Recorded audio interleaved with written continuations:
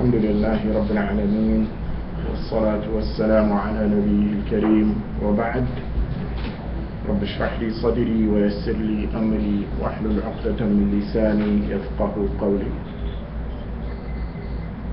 I'd like to welcome everyone to today's conversation in which we will discuss the rulings of the Eid, inshaAllah. Now, the word Eid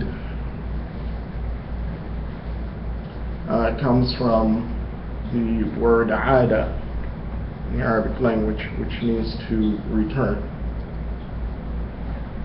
And an Imam al-Qadi Iyad says that it's called Eid because it is something that reoccurs, happens annually. To literally translate the word Eid means religious celebration. It's a day that has been described as being a day of joy, jubilation, and reward.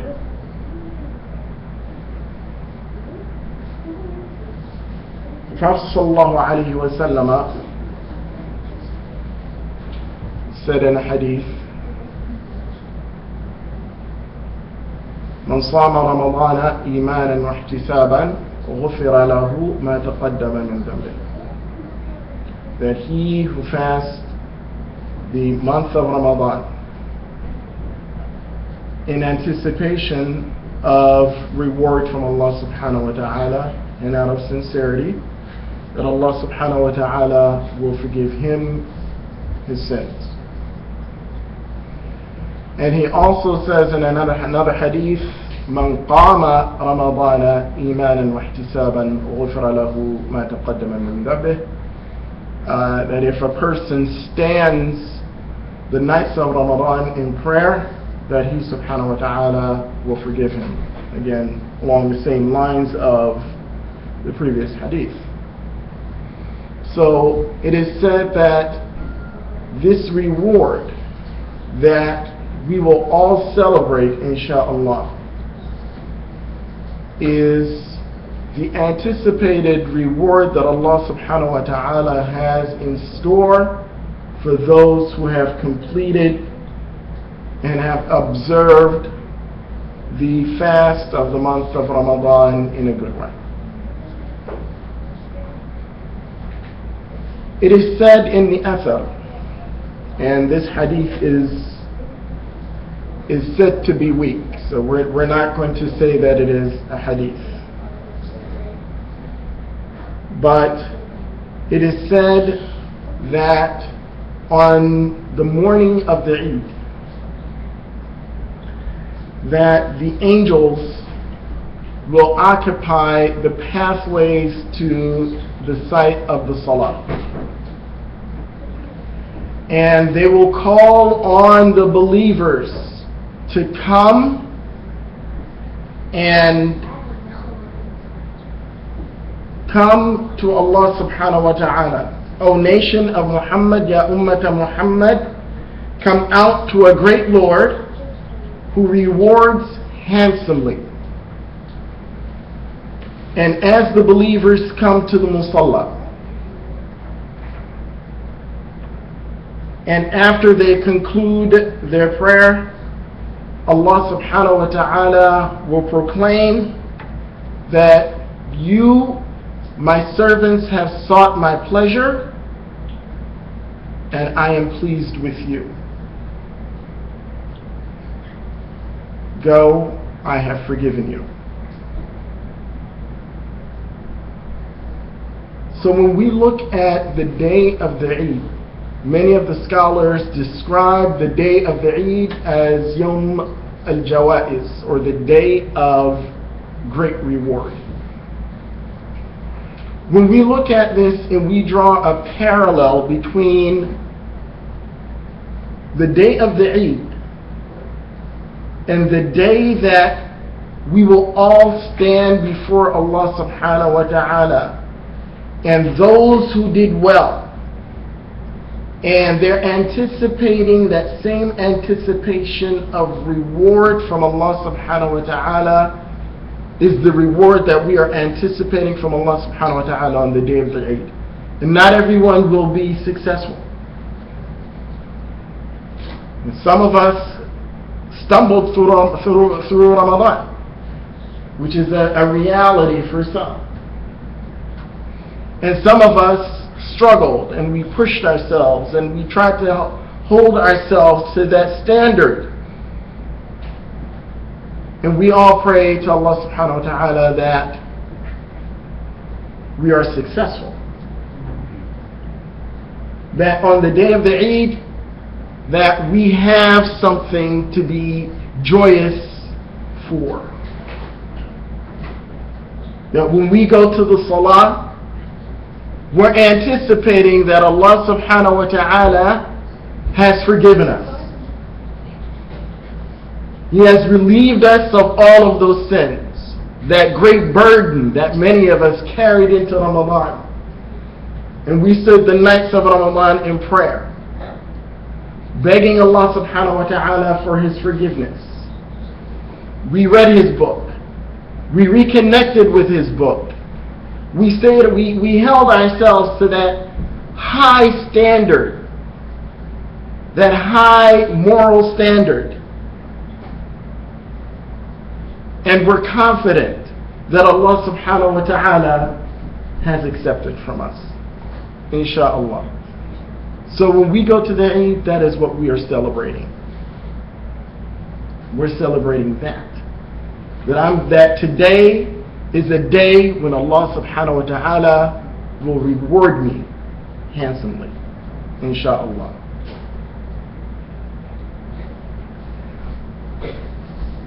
The Eid Salah itself is an established sunnah. Meaning that it is something that the Prophet ﷺ did consistently. It's something that he never missed. So it's not like he did it occasionally. Prophet ﷺ performed Salat al-Eid regularly. And he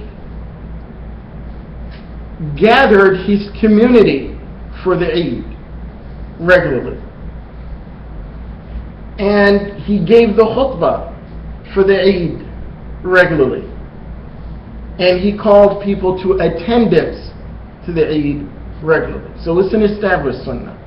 And it's something that should not be missed unless the person has a valid excuse for missing Salatul Eid.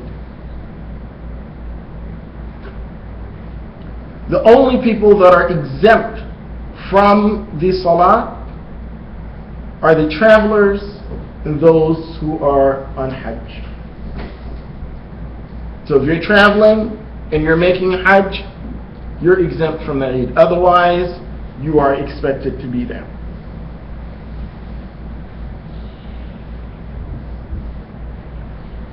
The anticipated reward, as I said earlier, that we all look forward to, is for observing the fast, standing the nights in prayer, reading the Quran, calling on Allah subhanahu wa ta'ala in sincere dua, turning to Him in sincere repentance and giving in His way, praying on time and making more frequent appearances in the masjid. So I pray to Allah subhanahu wa ta'ala that He accept from all of us this blessed month, inshaAllah.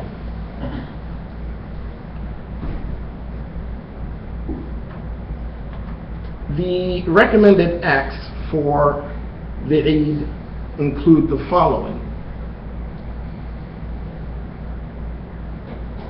bathing before you attend the prayer. dressing nicely,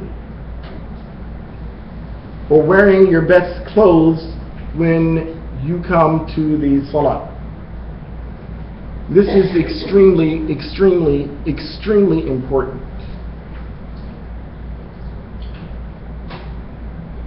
Scholars have said that this is based on a hadith reported by Mu'adh ibn Jabal radiyallahu anhu. He says that the Prophet ﷺ used to order us to wear our best clothes on the day of the Eid. Why?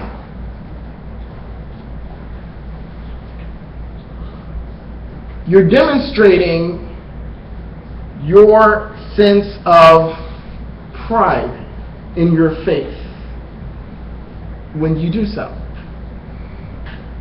And it's a good da'wah tool.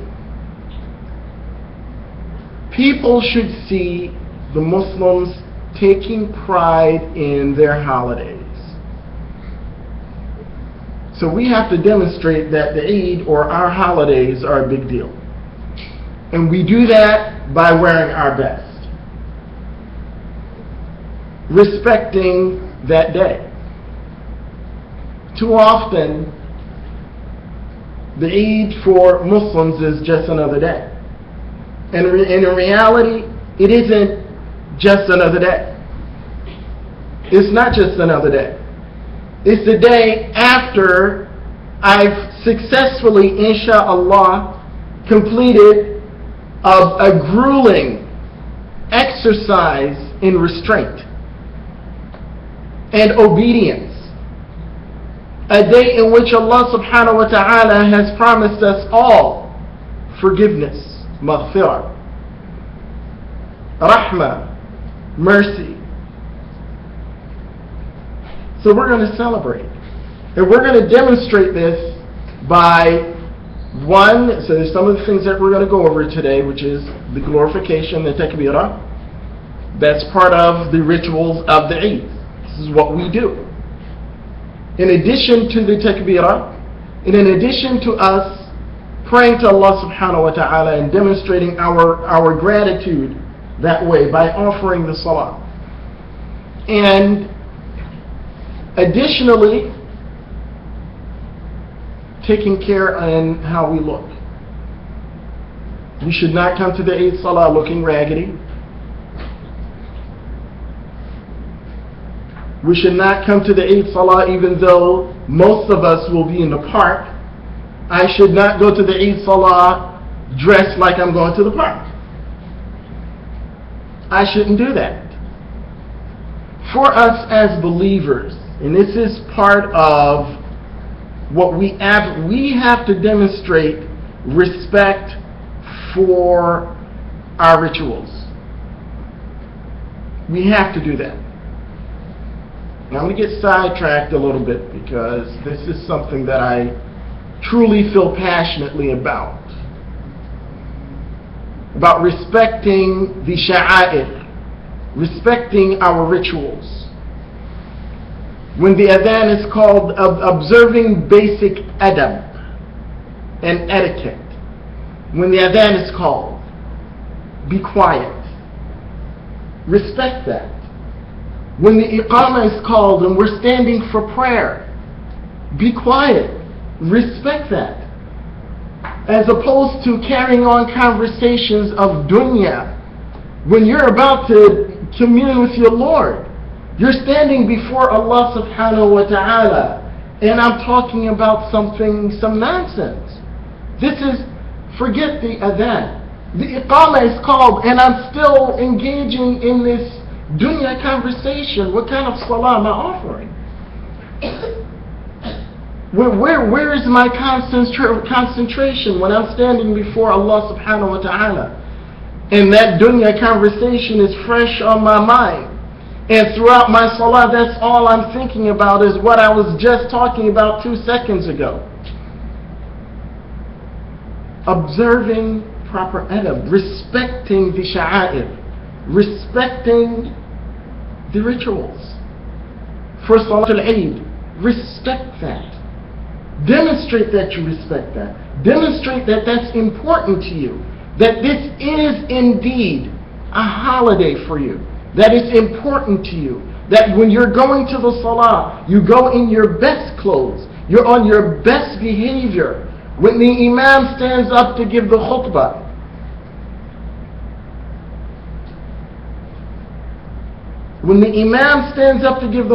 that you're not ignoring him and engaging in conversations and being disrespectful. Some of the scholars have said that it's not even permissible for you to repeat the takbirah when the imam says Allahu Akbar in the khutbah. Let alone he's standing before you and you have 15, 20 other conversations. The imam is competing with the congregation for attention. And unfortunately, this is where we're at in a lot of things with regards to how we approach our rituals, how we approach the reminder. The imam is talking to us. He's reminding you of Allah's favors upon you, and my attention is elsewhere. I'm engaging in other conversations. I mean, we really have to remind one another with regards to the proper adab. The proper adab.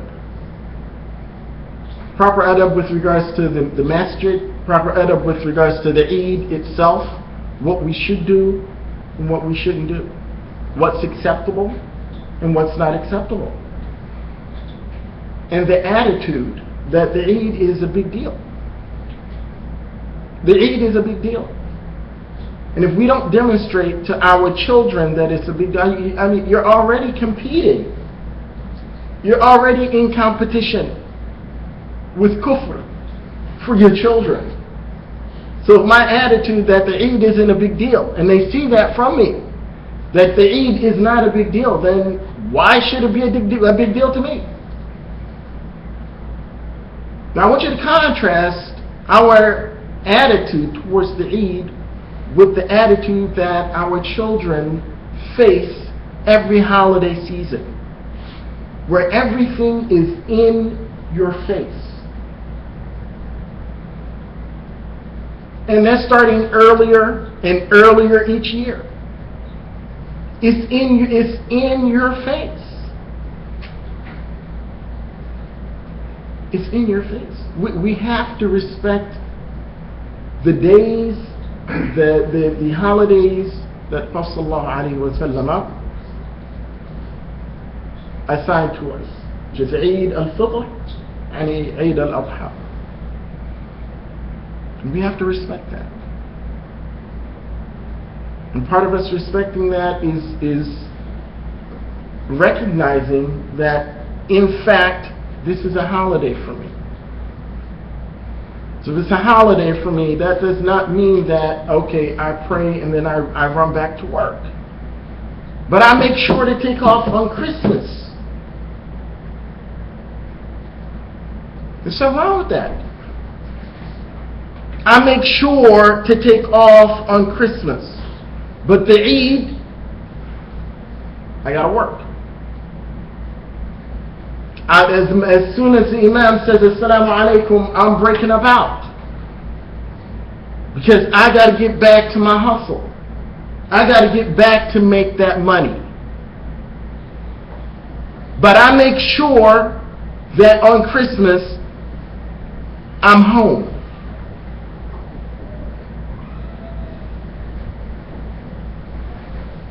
Now the sunnah of Muhammad sallallahu alayhi wa sallam is that the Eid for the Muslim is Eid al-Fitr and Eid al-Adha. All those other days are days.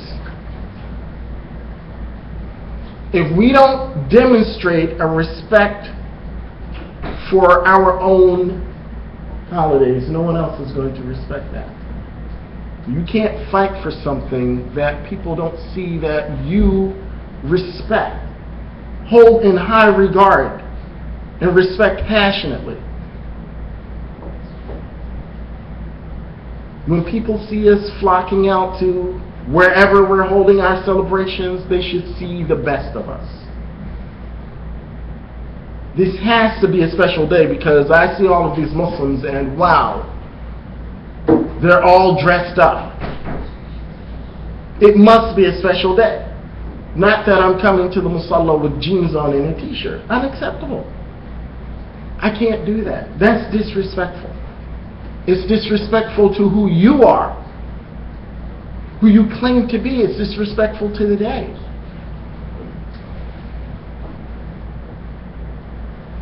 So I'm calling all of us, brothers and sisters, to, inshallah, remember that as we observe the Eid, we are still giving da'wah. We're still giving da'wah. And we have to show people our best. Other recommended acts for the Eid, and specifically for Eid al-Fitr, is eating before you go out to the musalla. And why do we think that we're eating before we go out to the musalla?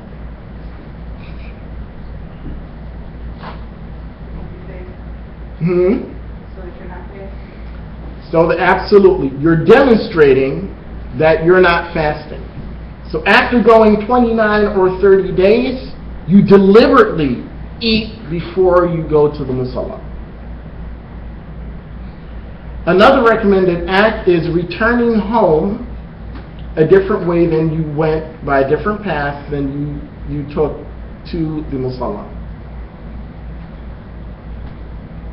And again, that's symbolic. Symbolizes change, the end of a routine. So your routine for 29 or 30 days was that you were getting up for sahur, eating, fasting the day, breaking your fast, and that was the routine that you kept for 29 or 30 days. And again, another symbol of changing that routine is for you to return home a different way than you went to the musalla. Another recommended act is for you to glorify Allah subhanahu wa ta'ala on your way from the time that you leave your home until the imam comes into the musalla. And let me clarify what musalla is. What do I mean by musalla? What does musalla mean? Place of prayer. So if we're praying in the park, that is the musalla. So you are to begin your takbirah from when you leave your home. You will continue through your travel. You reach the musalla. You participate with the other congregants in the takbirah. When the imam enters the musalla, you're supposed to stop. Not when the imam gets up and says, what we do customarily, someone says a salatu jami'ah, and while we're lining up for salah, we still have people participating in the takbirah. Actually, you're supposed to stop. When you see the imam coming, that's it. Takbirah ends. And we're going to talk about the takbirah also because, again, as usual, that's another source of fitna, unfortunately, with regards to what's appropriate and what's not appropriate when it comes to takbiratul Eid. But before we get to that, we're going to talk about some don'ts. Salatul Eid should not be performed in the masjid unless it's necessary for you to perform Salatul Eid in the masjid. So, Salatul Eid is supposed to be performed outdoors in an area that is specified, wherever that is, for that purpose.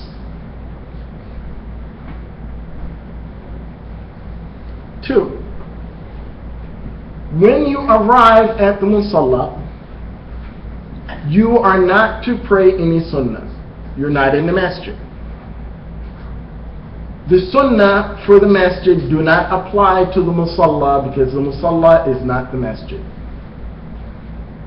When you get to the musalla, unless you're praying Salatul Fajr, which, you shouldn't be praying Salatul Fajr, at times, and sometimes, things happen. When you arrive at the musalla, you should have your seat and participate in the takbirah. But you should not pray sunnahs before or after the salah. 3. Salatul Eid is not a salah that is made up. It's a sunnah salah. We do not make up sunnah salahs, we make up the fard only. We don't make up the sunnah salah. We don't make up the sunnah salahs, therefore we don't make up Salatul Eid. Salatul Eid is performed in congregation. So I can't hold Salatul Eid at my home. Yes? I have a question. It's similar related. When I see people make Tarawih, and I see that a lot, people, the man salam out, and then people get up and do extra rak'ah. Continue, yes. That's not what they're supposed to do. If a person enters the masjid and they miss one rak'ah, or even if they miss both rak'ahs, that's it. You come in, you either wait or you join. So if you wait, that's fine. If you join, when the imam says assalamu alaikum, you say assalamu alaikum and you're done. Because there is no making that up, because it's a sunnah salah, and there's no making up a sunnah salah. So even if you missed it, you missed it. So, it's not, see, what'll happen is, I miss 2 rak'ahs, and I'll continue making up, or playing catch up the entire salah. So while the imam is in qiyam, I'm in ruku'. While the imam is in ruku', I'm in sujood, and I'm trying to catch up, or I'm hurried. We don't make up sunnah salahs. So you missed it, you join, so inshallah, your intention will net you the reward for praying in jama'ah. And Allah subhanahu wa ta'ala is merciful like that. And you move on. So that's not something that we do. You miss a rak'ah, you miss both rak'ahs, assalamu alaikum, you get up and continue with the imam. Yes? Back to the Eid prayer. Let's say we just run late and we missed the Eid prayer. Mm-hmm. There shouldn't be a second congregation? There shouldn't be a second congregation.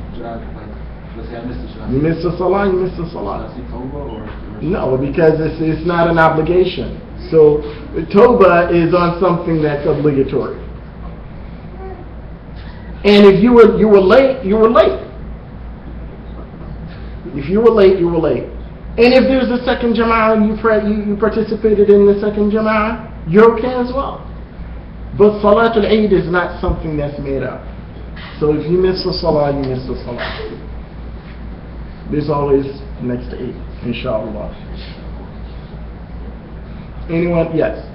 I don't know if that's what they got in here. So when they do that second prayer, that's not really. No, that's not something that you should do. Because when you miss the salah, you miss the salah. Or even if you missed a rak'ah, you missed a rak'ah from the salah, you missed a rak'ah from the salah, you should have been on time.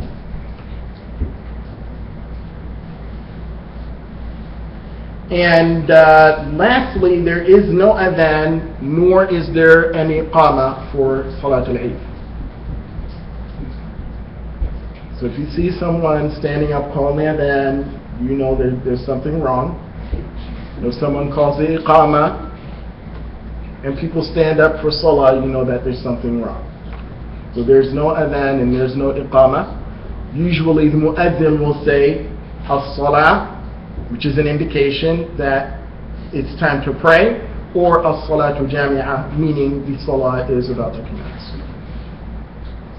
So those are two things that should be said to notify people that it's time to stand for prayer. Now, the khutbah is after the salah, not before. So the first order of business is that we pray first, and then the imam gets up and gives the khutbah. And I pray, and I'm going to reiterate this because going back to the whole edub thing, and it happens every year. I pray that we are able to remind each other about that when the salah concludes, that if you want to have a conversation, go somewhere else. If we can do that, inshallah, I really, because it's really a bad look. It's really a bad look. I mean, it is detrimental to everyone.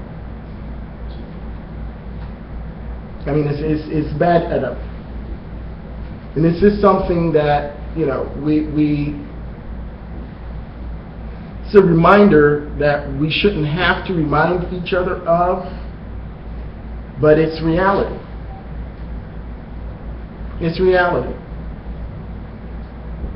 I mean, we were speaking about adab, and one of the reasons why we have these signs on the wall, quiet prayers in progress, just something that you shouldn't have to do. And it doesn't always work, but it's a reminder. This is something that I've observed. I mean, I've been in other houses of worship, and I'm saying this because this is a concern of mine, and I know it's a major issue. And our attitude towards our rituals. I mean, I'm really, really, really concerned about that, because I don't see the respect that should be there. We're a little too comfortable, a little too lax. It's routine. Salah shouldn't be routine.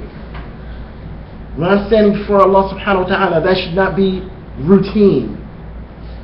That's not routine. That could be my last salah. I may not even make it through that salah.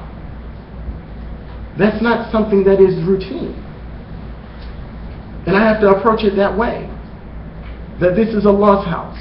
The conversations that we have in Allah's house should be limited and restricted. And when the call to respond or stand before Allah subhanahu wa ta'ala is made, I absolutely have to respond to that immediately, not on my time.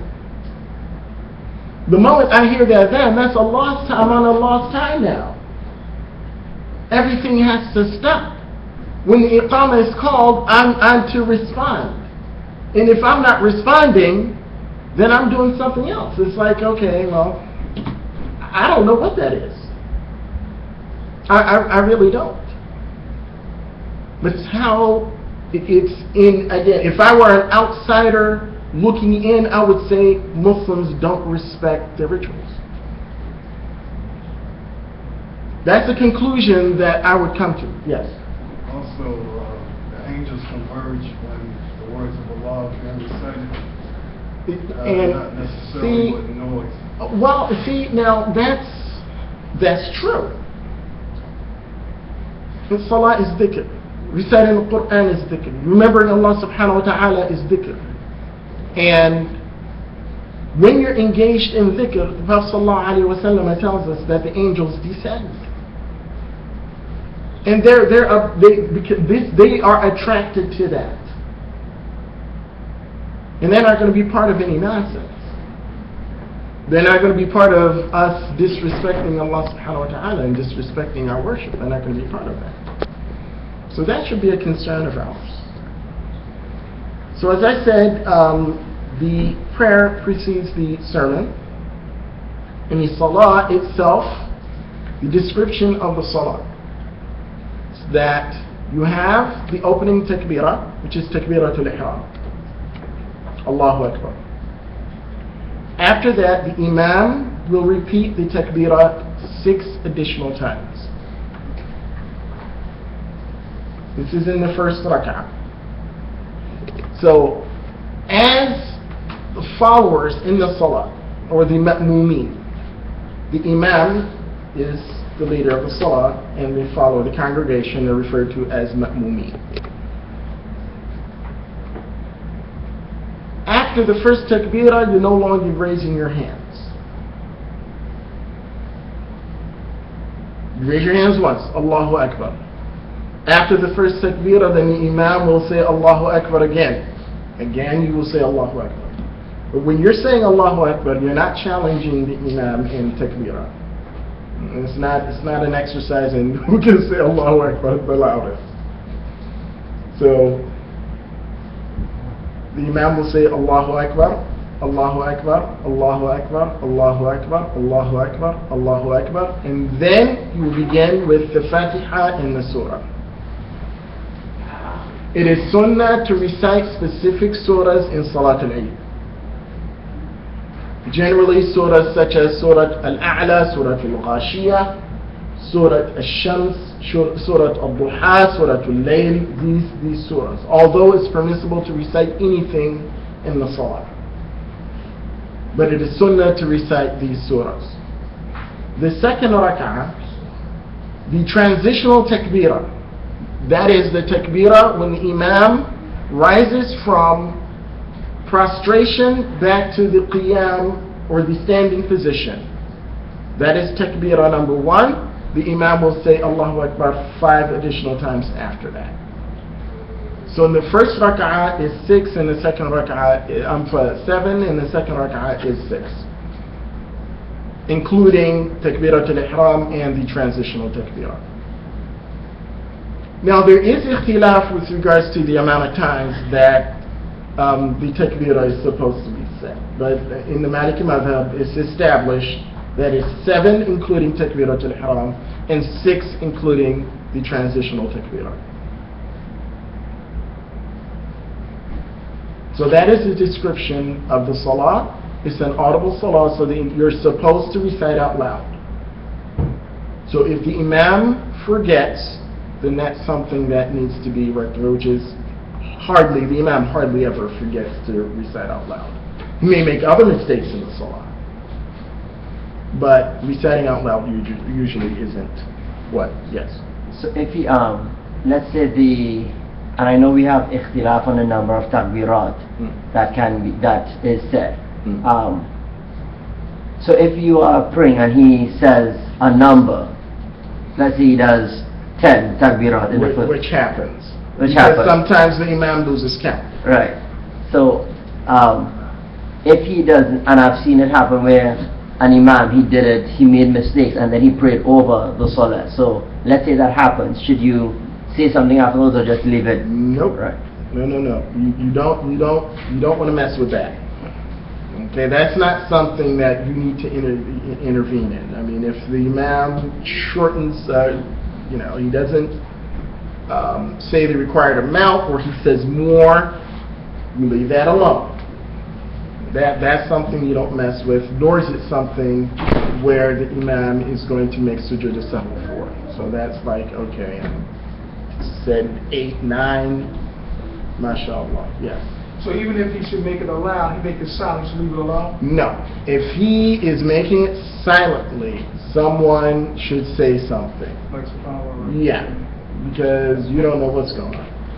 So someone should say something, and 9 times out of 10 the Imam will realize that, oops, I'm supposed to recite it aloud. Yes?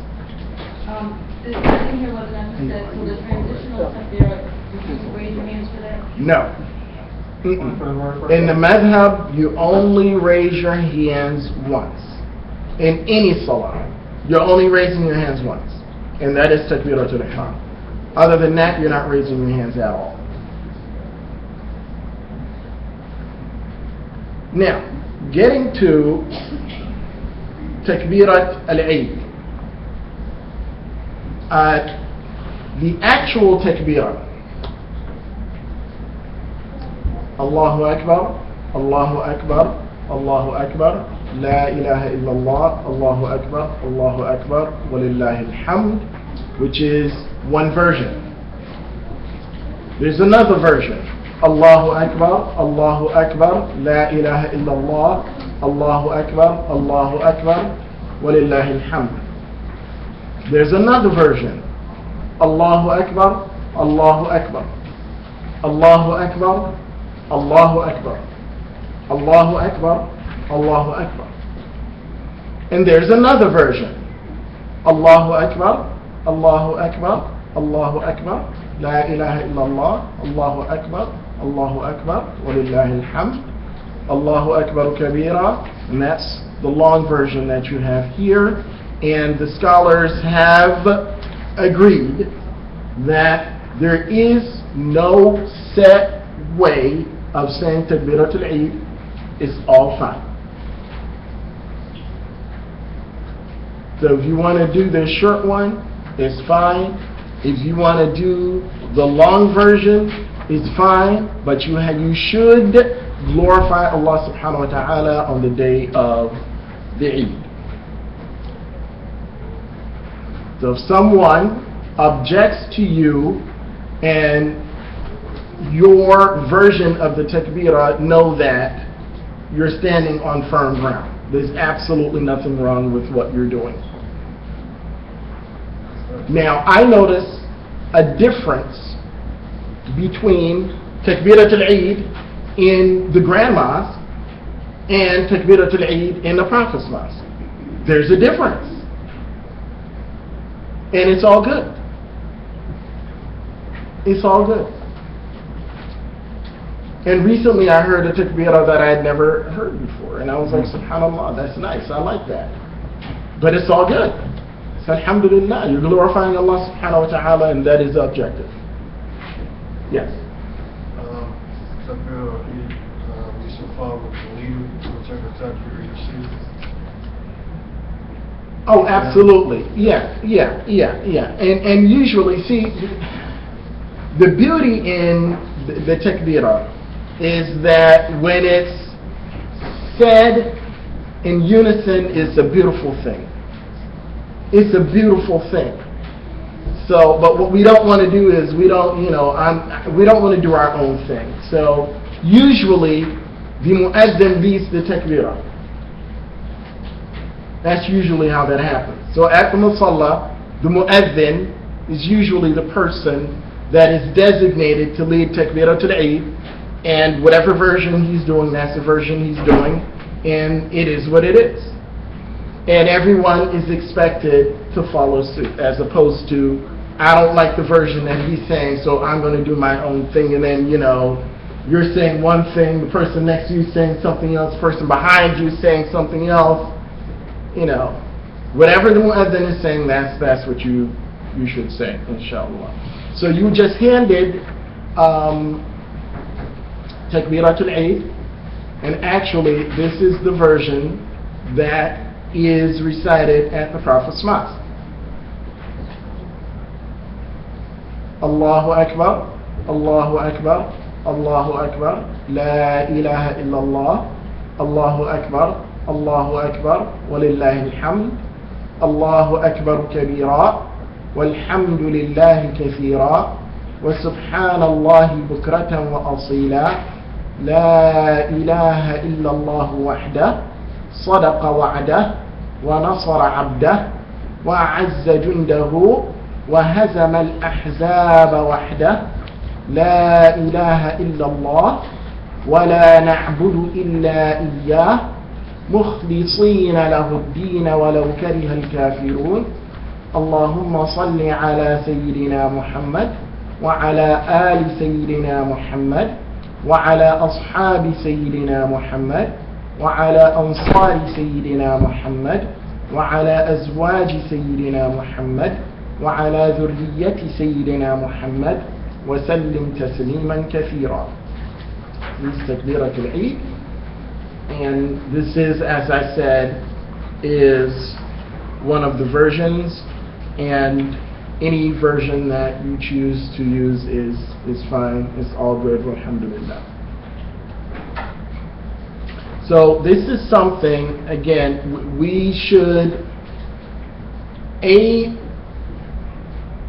you should commit a form of, or a version of the takbirah to memory. You should know one of these, regardless of which one it is. You absolutely should know one of them. When you're traveling to the salah, if you're a family person, if you're single, that's one thing, you should do it alone. But if you're a parent you should encourage your children to repeat and to engage in the takbirah. And this is part of what we do. So they should know. It shouldn't be, a foreign concept that, dad or mom begins the takbirah and then looking at you like you have three heads. I mean, it should be common. You say takbirah al-Eid, they should know, okay, I'm familiar with that. This is what we're supposed to do. And we should do it aloud, not some of what we experience at the Eid. And, some people have to get up and, brothers, please raise your voices, and it's the Eid, and, we should be happy, and the usual pep talk, which some of us find offensive. The usual pep talk. Bro, come on, brothers, come on, and, the cheerleader gets up, come on, it's Allahu Akbar, it's Eid, and no. I mean, it's not necessary, because if you feel that way about that day, it's going to show. I mean, it's like, wow, it's Eid. Allahu Akbar. Yes. Not, you're mumbling and you're barely saying it, and you got people elbowing you, come on man, and you get the cheerleader gets up and you're ignoring him because he's getting on your nerves. I mean, come on, why don't we, and the imam is late, and why don't we get all of the salah already? I mean, what's he doing? I mean, for real, again, that's getting back to, respecting that. Now, I want you to think about this, and these are words of encouragement with regards to takbirah today. And this is a hadith that Brother Abdul Aziz here was referring to, in which the Prophet ﷺ says that whenever people gather to remember Allah subhanahu wa ta'ala, that the angels descend. Now I want you to consider Salat al-Eid and the number of people, the sheer volume. Think about that for a minute. And if you were to really think about that and think about that amount of rahmah, that amount of barakah that I'm participating in, and I'm engaged in the takbirah. When I'm not engaged, I'm losing out. Because the angels are there and they go back and they report to Allah subhanahu wa ta'ala. And they tell him, they report to him that Fulan ibn Fulan was praising you. Don't I want some of that? I want some of that. That's what I want. If we only got that on the day of the Eid, it would be worth it. SubhanAllah, we only got that. That Allah subhanahu wa ta'ala then will mention you by name to those who are in his company. My servant Fulan ibn Fulan praised me. Subhanallah. How could I not want that? How could I not want that? How could I sit at Salatul Eid and, mumble Allahu Akbar when I know that the angels are present and that I have that opportunity? It's not every day that your name will be mentioned by your Lord. It's not every day that that's going to happen. Unless every day you're in a dhikr circle and you're amongst people who are doing this regularly. That I have that level of consciousness where I'm doing this regularly. I'm remembering Allah subhanahu wa ta'ala on a regular basis. And I know that every time I do this, that they're present. Subhanallah. Subhanallah. As you're traveling, you have company. As you're traveling and you're singing the takbirah in your car, you have company. Subhanallah. If you're walking and you're walking down the street and you're doing the takbirah, you have company. Subhanallah. Subhanallah. That's why it's part of the sunnah for you to do that. That's why it is sunnah for you to do that. Because we believe that Allah subhanahu wa ta'ala loves you and He wants the best for you. He wants to reward you. So He gives you these simple ways of gaining His favor. Simple, easy way. All I have to do is say Allahu Akbar. And if that's all I know, that's all I know how to say is Allahu Akbar. Subhanallah. Subhanallah. So let us make, and I'm praying that this Eid is the Eid where, we come to the Musalla and it's rocking. Because, we're feeling it. We can feel it. And I'm hoping one day, collectively, we'll feel it. That'll be a beautiful day. You come to the Musalla and the Musalla is subhanallah. You can feel it.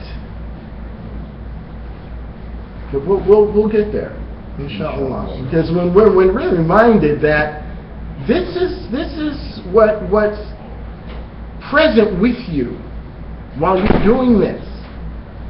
Sometimes we need a little encouragement, and and for the believer, that's encouragement.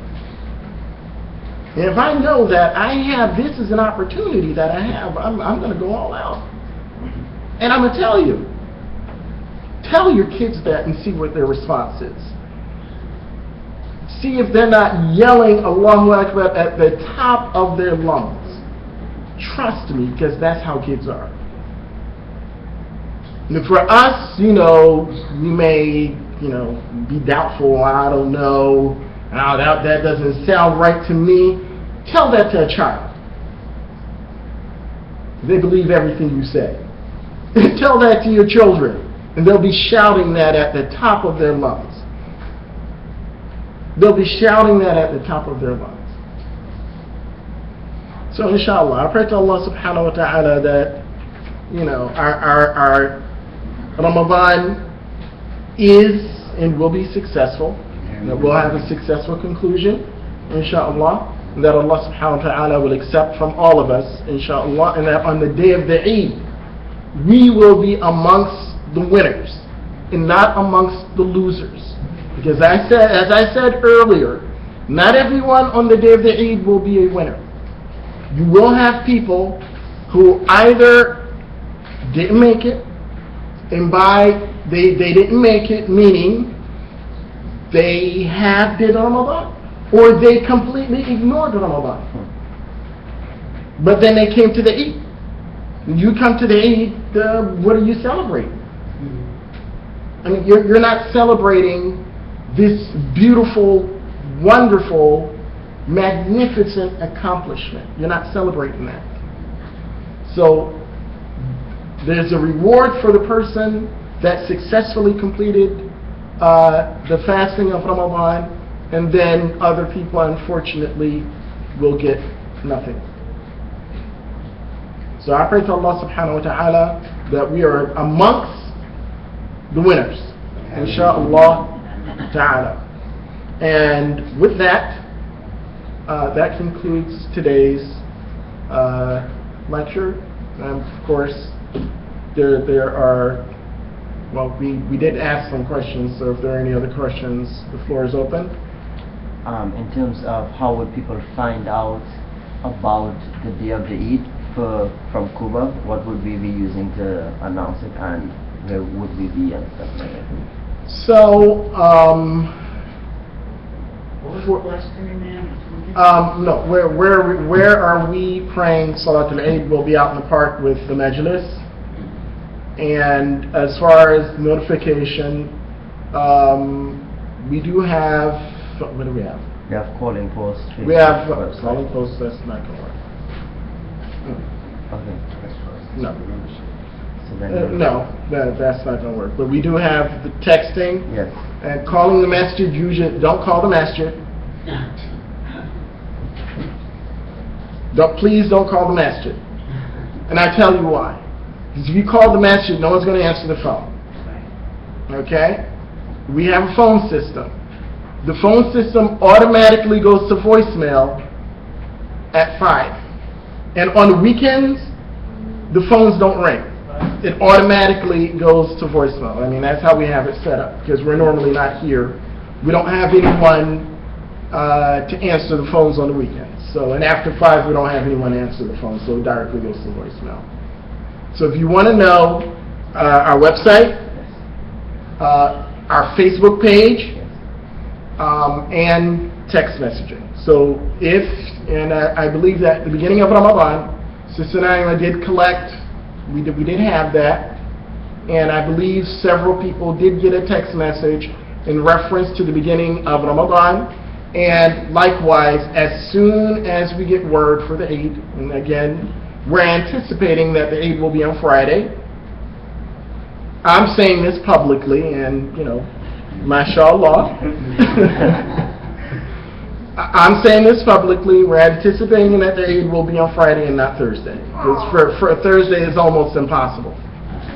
It's almost impossible Thursday. So I'm going out on a limb, and I'm going to say, inshallah ta'ala, that it will be possible to sight the hilal on Thursday. So I'm saying that inshallah we will be praying Salat al-Eid on Friday. And we will be back here so we will have Salat al-Jama'ah here as well.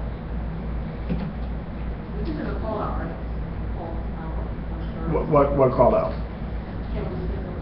No, we can't send the call out because you're referring to calling post. After night, you can't make calls after 9 p.m. Yeah. We tried that before, and people got the Ramadan, they got the Ramadan call at like 8 a.m. the first day of Ramadan. Yeah, that doesn't work. Yes. What is your reason?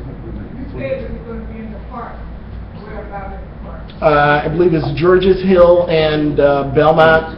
Yeah, Plateau. So right behind, you know when you come off of Montgomery, when you come off on Montgomery Drive, you're coming off of the expressway. It's Montgomery Drive and George's Hill. Yeah, Montgomery Drive and George's Hill. Montgomery Drive and George's Hill, where we had Eid al-Fitr last year. Right. Yeah. No, I want to answer the other question. If it rains? Yeah. Okay. So if it rains, no problem, sister. So if it rains, we will be praying at Kuba, inshallah. So if it rains, everyone prays at their own individual masjid. And with respect to the food, I'm still waiting on finding out where the collective food is going to be if it rains. So we'll identify a place where people can then go and get the collective food. But if it rains on the day of the Eid, whether it's Thursday or Friday, we will be praying the Eid Salah and having the Eid Khutbah here at Kuba. For Kuba. For us. Sister Sabria, yes. Yes, ma'am. Yes, so at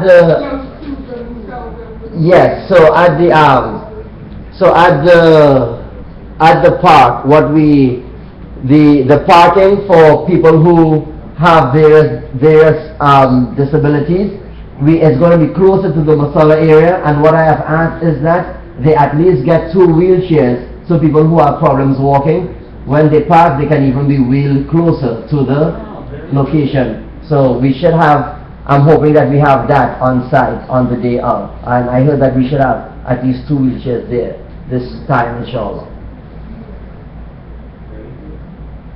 Any other questions?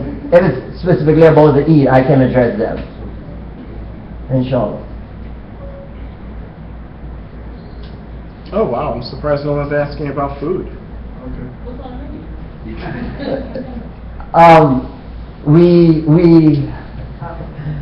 We are aware of, no, there is food, and everything on the day of the Eid is free.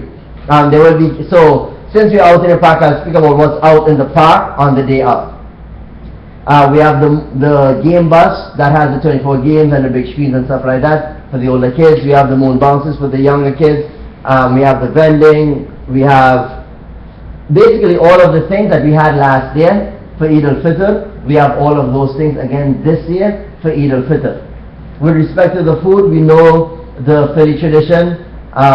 You have rice and chicken starting being served at 11 o'clock in the morning. So that's what the food is going to be out there. If you're coming looking for breakfast or continental breakfast or something like that, that doesn't happen at the public Eid gathering. So I'm just putting that out there. That is going to be the regular rice, chicken, lamb, and stuff like that. Inshallah. What's the schedule? What's the schedule? Somebody asked me what's the schedule, and then the other question is? Zabiha? Yeah, I didn't slaughter it myself, but definitely yes. No, like let's say it's Friday. Yes. You cook and we eat at 11, and everybody goes there, like the mess is done? Or No. So, very good question. So, what does the day look like regardless of the day of the Eid? The takbirat start at 7:30. Oh, this is important. The takbirat start at 7:30. The Eid Salah is at 8:30. Alright, and we know that in our minds we say, well, the Imam is going to start late anyway. Do not bank on that. Because the Imam just may start on time and you may miss it if you come for 9 o'clock. So bank that it's going to start at 8:30 inshallah. Please do not ask me who the khatib is, I have no idea. So we start the takbirat at 7:30, the Eid prayer is at 8:30. Right after that we have the toy giveaway for the kids, and then right after that we are rolling into the food and stuff like that. The food is going to be served from 11 until 2:45. It's going to break so they're going to have Jummah prayer out there. So they're going to have Jummah prayer in the park. It's just that we are having Jummah prayer here at Cuba. They're going to have Jummah prayer out at the park. So if you're staying out at the park, you will be able to make Jummah prayer out there. Then the food is going to shut down at 3 o'clock. And all activities by the Eid, by the Majlis Ashura, is going to end at between 5 and 6 o'clock. If families stay out in the park beyond that, they're on their own. But the Majlis Ashura activities will start breaking down at 5 and wrap up at 6 o'clock definitely. Like we are out of the park at 6. That's what time the permit is until. Naima. We're going to do Ramadan, we're going to do Eid cards for kids and lanterns. Here on Friday, we're going to make them at 3 o'clock.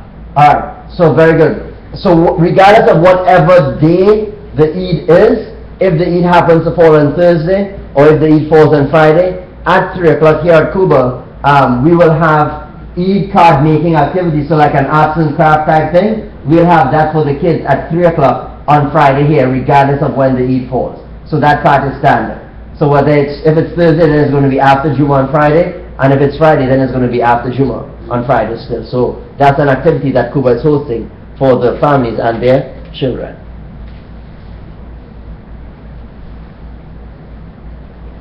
Okay, one last thing. No one asked about Zakat al-Fitr. What about the Zakat al-Fitr is a strong sunnah, and again, if you are of means, you are required to pay Zakat al-Fitr. So either you are providing a needy person with the means of enjoying the Eid yourself by seeking out someone that you can provide with food for the day of the Eid, or of course you can always give your zakat to the masjid, and the masjid will identify these people for you and that will get to them. But it's something that you absolutely should do. The earliest you can do that is 3 days before the Eid, and the latest is before the Salah. So you're rushing to the Salah and you haven't paid your zakah, or you haven't made arrangements for your zakah. You cannot give zakah after the Salah. That's no longer zakah, that's sadaqah. And that does not count. Well, when I say it doesn't count, that's not a substitute for Zakat al-Fitr. And Allah subhanahu wa ta'ala will always accept your giving, inshallah, provided that your intention is right. And I have to say that. That provided that your intention is right, Allah subhanahu wa ta'ala will inshallah accept your sadaqah. But know that if you gave with the intention of giving for zakat al-fitr and it was after the salah, that's not considered zakat al-fitr.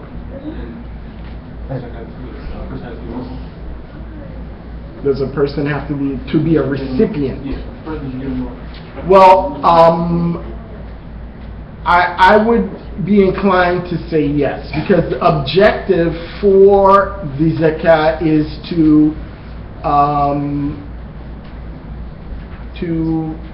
give Muslims who are not who are needy, giving them an opportunity to enjoy the Eid.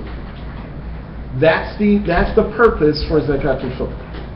So, you know, on a communal level, everyone should be happy on the day of Eid. So even people who are in need, even if a person is homeless, at least on the day of the Eid, I can say, alhamdulillah, I had a good time. Even if that means that I ate, or I was able to get a clean shirt, or I was able to get a clean overgarment. That's the objective of zakat al-fitr. So you don't want to just, you know, give that to anyone. You definitely want to seek out Muslims and you want to give that to them. Yes? Okay, I want to ask you a little bit about the criteria of, who pays, who gets. I used to think, I was of the poor people until I went to another country and found out, nah, ain't nobody here poor. Mm-hmm. I mean, so now I don't consider myself eligible, but in terms of poor. So what's it about a percentage of your income? Percentage of your income, that's zakatul mal. That's the annual zakat. That's not zakatul fitr. Zakatul fitr generally is the price of a meal. Okay. Very good. Thank you. Yeah. And its definite prices? Anywhere between $8 and $10. And it's the policy of Cuba. We don't distribute food stuff on anyone's behalf. So if you insist on giving your zakat al-fitr in food stuff, you have to identify the recipient and give it to them yourself.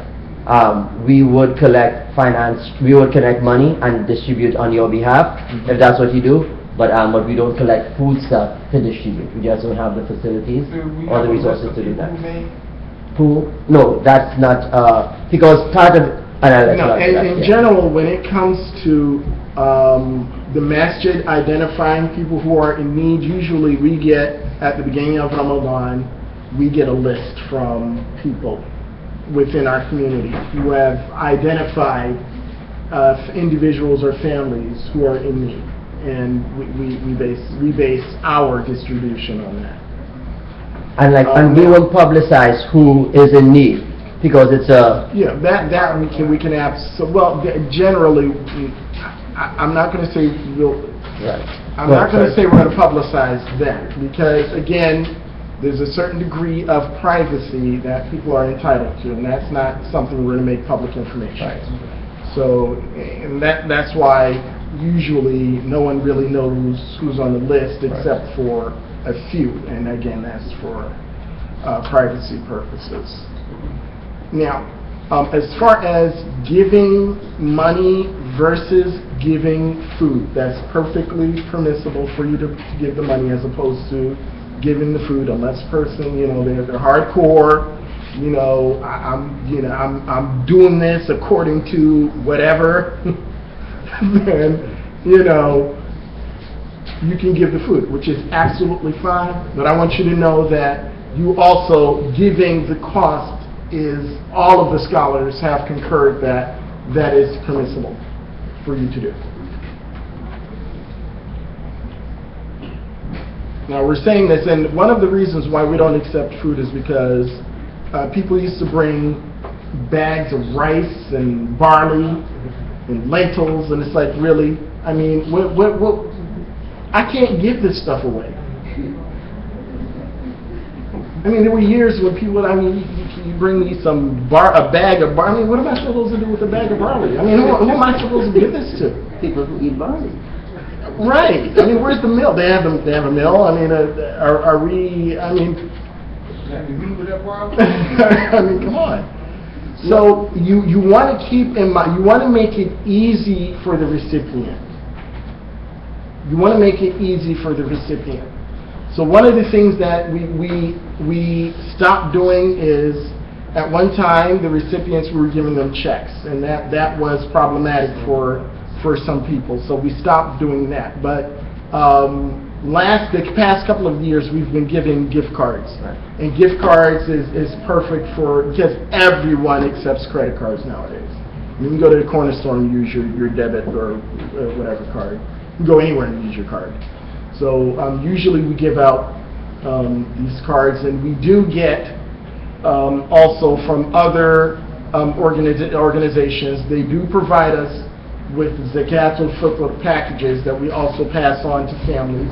And usually it's again a gift card to a supermarket and some snacks and stuff like that. I never got the snack part, but I guess it's a nice little touch. But there is a gift card in the bag.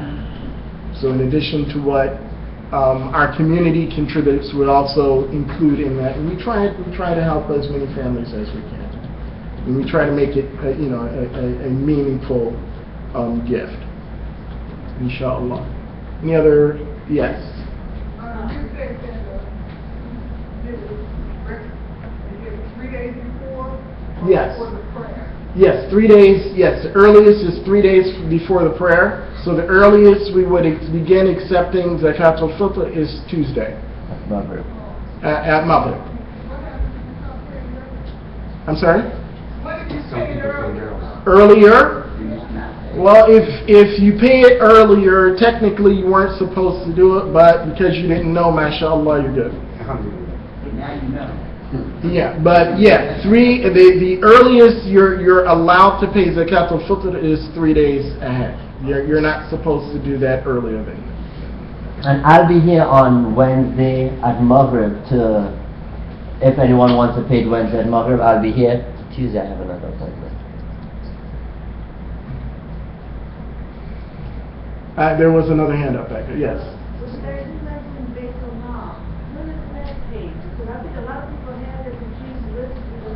Yes. See, now the difference between Zakat al-Fitr and Zakat al-Mal, which Zakat al-Mal is obligatory, it's a pillar. And again, that's one of the 5 pillars. And if you're not paying Zakat, you're in, and this is for anyone, you're in serious error. And the hawl, it depends on the hawl. The hawl is a time period in which you've accumulated a certain amount of wealth. And there is a base or a minimum for that amount in order for you to be qualified to pay zakat. So each person's we'll call the hawl the due date. Each person's due date differs. Everybody's due date isn't the same. So it's not like, April 15th. It's not like April 15th is the due date for your zakat. Absolutely not. I mean, it depends on your individual fund. I mean, if you purchased, say, a home on this date, or you have a 401k, or you have this amount in your savings, and you've had this amount, a running balance of, say $2,500. For 12 months, there's zakat that's due on that $2,500. If it dips below the minimum, then there's no zakat on that. So say you had this amount, and you had that amount for 364 days. And one day something happened, and part of that was gone. you're no longer paying zakat. So the hawl is the due date, and the due date is based on you having that amount of wealth for an entire year. And for everyone, I mean, it's going to be different. What's the percentage? 2.5%. So included in that, of course, is jewelry, etc. And as a matter of fact, we are going to offer a couple of workshops soon. We've been planning this for a while. We just haven't selected a date, but we are planning. What are we calling it? It's not specifically zakat. Right, it's sort of like Islamic finance, something like that, yes. Yeah. I'm sorry, that sounds so big, but well, yeah, but zakat is not part of it. Zakat isn't part of it. Zakat is the focal point of that seminar, or whatever it is we're calling it. So that will be the focus, and we'll have other things, but the focus is the establishment of zakat. Because if we're not doing that, truthfully, we're all negligent. right. And just I hate to say that like that, because I mean it sounds like punitive, but the reality is it's one of the 5 pillars, and that's something we're supposed to be doing. So I mean there's no getting around that one. I mean I can paint it with rosy colors and stuff, but that doesn't make it sound any better. And the reality is that that's something we absolutely have to do. And I hope I answered your question with regards to the difference between zakatul fitr and zakatul mal. Did I? Yeah, I'm sure it's so good that you pay during the time of the holiday instead of the individual time of the person. I'm sorry, what was that? Could it be paid during the time of the fitr? Could it, if your hawl, or even if you miss your due date, it's still due. So even if you missed the due date and you chose to pay it at that time, absolutely. And usually what happens with the zakat is zakat goes to Baytul Mal, the zakat doesn't necessarily go to, because in a perfect world, the state is responsible for distributing and managing zakat. So in the absence of that, somebody has to manage that, and somebody has to manage the distribution of zakat, and that's the whole Baytul Mal thing, which is almost like a bank, yes, sort of, yeah. But that's managed that way, and is distributed that way in an organized manner, as opposed to people going around trying to find people that they can give their zakat to. Because as you well know, there are established categories for the zakat recipients. And everybody that is a qualified recipient of zakat is not always a person that's in need like that. And that's another difference between zakatul mal and zakatul fitr. Because zakatul mal doesn't necessarily have to go to a person that's in need like that. In essence, a person that, I don't know where my next meal. Yes, that person is one of the people. But there are 8 categories, and those 8 categories I mentioned in the Quran.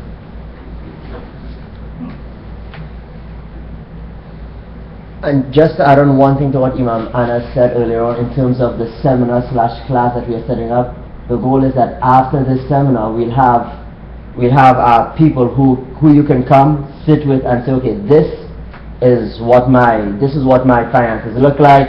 This is what and they will be able to say, okay, this is what the nisab, meaning that minimum amount is. You hold that in your account for the 12 months for the howl, and then this is what you'll pay on this due date based on your personal circumstance. So it's not a general thing. It is very individualized. It is very individualized, and it's not just restricted to your monetary wealth. Right. It's not restricted to that. So it is inclusive of your assets. So that's why it's something that no one can just say, okay, when you raise your hand and you say, okay, how much do I have to pay? It cannot be answered like that. It has to be calculated and computed for each person based on your scenario and your circumstance. So this is why think of it as going to a personal financial advisor to discuss your assets and stuff like that. That's the type of stuff that's necessary in zakat al-mal. Absolutely. Fatima. Is it the assets of your entire household, or is it the, like let's say your child has jewelry? The child, I know the adults, but the child, I'll let you understand for that. The children are not included in, unless, of course, you're taking their wealth.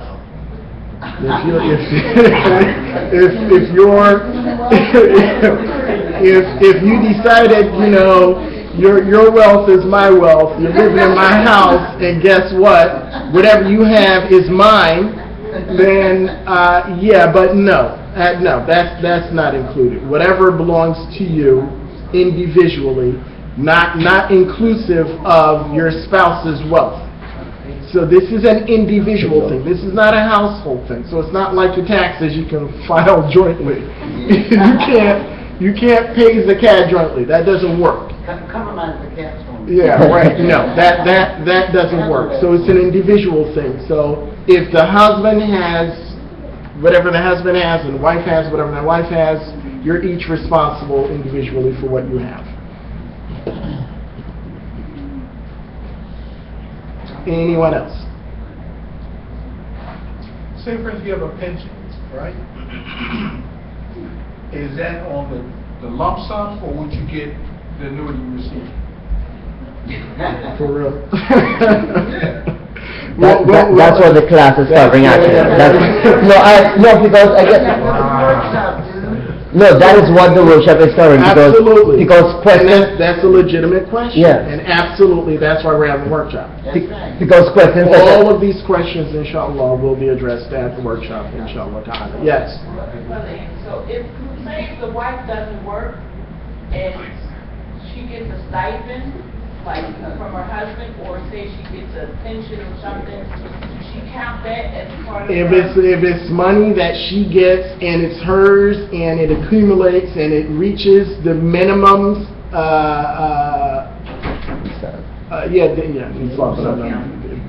the minimum amount that's required for a person to pay zakat, then absolutely, regardless of the source.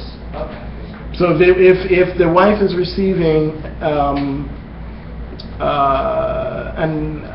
allowance or whatever it is, whatever the source of the income is, and it's her income, meaning that no one else has a claim to that income.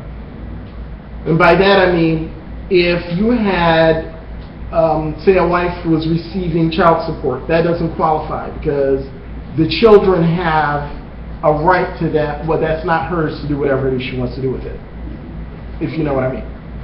So then, yeah, that wouldn't count, but an allowance, absolutely. So if she was receiving an allowance and she was saving, and in her savings she had accumulated however much amount, and it met the minimum requirement, then of course the zakat would become due.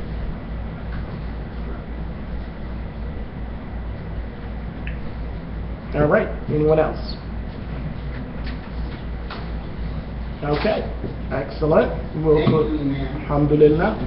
We'll close with dua, inshallah. سبحانك اللهم وبحمدك نشهد أن لا إله إلا أنت نستغفرك ونتوب إليك والسلام عليكم ورحمة الله وبركاته.